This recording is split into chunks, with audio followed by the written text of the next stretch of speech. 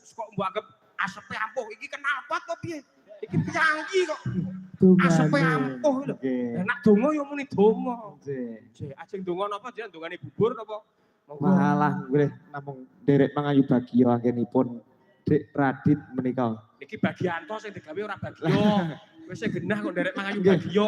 Muga-muga saged to dados taruna nguwuli bapa ngoten mawon. Oh, amin. Nggih. Iso ngono Mas Aris. Pripun? Aja ngumpuli bapa. Napa? Wong sing dikendhaleke iki malah anu kok apakne kok. Oh.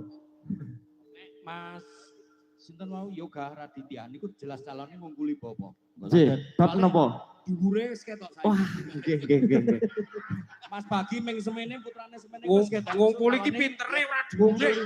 Ngumpuli bapa so Nggih. Iki jenengane dagelan ora pedhot. Nggih. Ana gandengi. Kaya banyu nganu ya ning larik ya Pak, los. Itu gale saya kene nek wadi dikoki kabeh. Ora usah. Kok nek dicatet piye? Nah. Bati oke, tak bati oke. Boten kula bengi iki boten nggih pulpen kok Pak. Boten nggih pulpen. Iki ngene Mas. Iki para kadang-kadang seniman semene akeh niki wis sami mangayu bagyo Mas Bagyo jeneng Pak Kerso ngersakake Mas nang cempurting wayang. Nah kita-kita niki nyumbange apa? Nyumbang pandonga sing supaya Mas Bagi Kakung Kerso kali sing Sambekala kali sing Gebaya cinakone kanugrahan putrane lestari sekolah pinter. Di Kudang, ya ki kudangane apa Mas? Nek Cape gunung. Kaya kula Mbah Jumari mau rundungake dhewe. Monggo para Kandhane pun lho, Pak. kita badhe Terus putih Mas Jano. Jenengan kuwi malah niki gitu. ulun badhe Sing baku. dangetake. Nderek ndongake dhateng panjenenganipun putra ingkang dipun khitanaken. Nggih. Ingkang dipun wastani Mas Bagong menika sing diarani sunat men. Sunat. Napa Pak? Jenengan ngarani bau Mas sunat. Lah Utawa lha ora khitan. Sunat. Lah nggih. Sunat. Lah nggih sunat. Utawi sing diarani Pagas Payu Puyusa. Apa niku Pak? Poyoso niku. Ayo supit kuwi. Oh, nggih. iki sing delok ki umum, Mbak.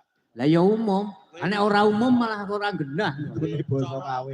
Dianggep ki wong ora umum apa? Ayo kono padu dhewe-dhewe kono.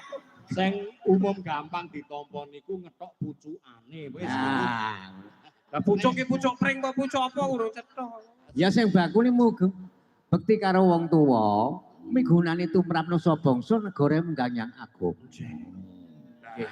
Titik ngono.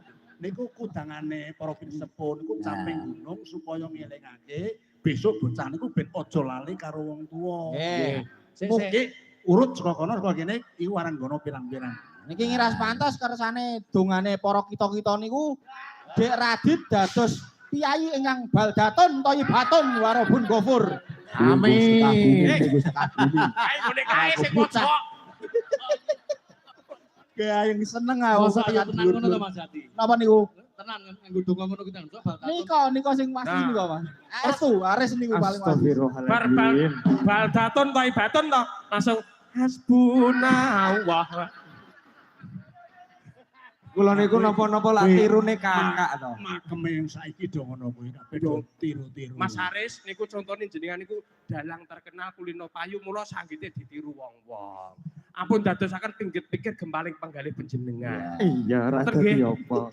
Wis saiki arek cape gunung. Ayo Iki Mas Bagong. kon bowo. Sendro Mas. Sendro. Boten. Mas. Sendro. Boten. Itu dibawani. Sik. Hop mangke riyen. Nah iki jenenge jagelan ora pedhot iki iki. Ora ono hop. Riyen. Niki tekan jam 3 ndagel terus. Ora hop. Jenengan mau babarke wong mati digegem karo dipikul. Lah, Nggih rampung. Sing babar niku jenengan. Lah niki pripun bedhekane?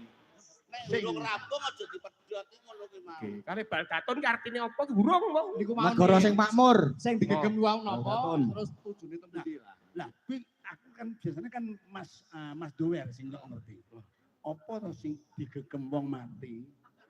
Terus mlakune wong mati ki nang ndi? Kan biasanya kan jenengan. Nek mlakune wong mati niku ya manut sing gawa. Oh ya berarti pintar. Ora dikono Indomaret. Ayo. Lah, sing digawa wong mati Apa kuwi?